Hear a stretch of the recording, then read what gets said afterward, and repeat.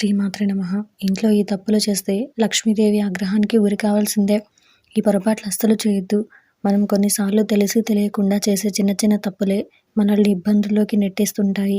ఆ తర్వాత మనం ఏ విషయంలో తప్పు చేశామో తెలిసినా ఎలాంటి ఫలితం ఉండదు. మనలో చాలామంది ఇంటి నిర్మాణం సమయంలో వాస్తుకు సంబంధించిన పొరపాట్లను చేస్తూ ఉంటారు.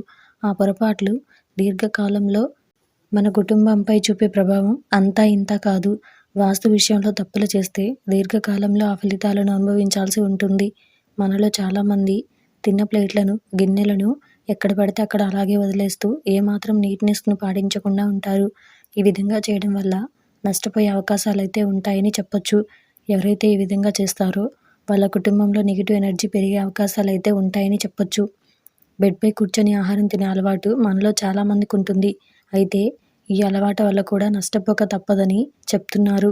వాస్తుశాస్త్రం ప్రకారం ఇంటిని శుభ్రంగా ఉంచుకోకుండా ఇష్టం వచ్చిన విధంగా ఉంచితే మాత్రం తీవ్ర స్థాయిలో నష్టపోవాల్సి ఉంటుంది. ఇంట్లో కిచెన్ ఆగ్నేయం వైపు ఉండాలి. అక్కడ కాకుండా మరో చోట ఉంటే మాత్రం నష్టపోయే అవకాశాలైతే ఉంటాయని చెప్పొచ్చు. వంటగది, బాత్రూమ్ పక్కపక్కనే ఉంటే చెడు ఫలితాలు కలుగుతాయి.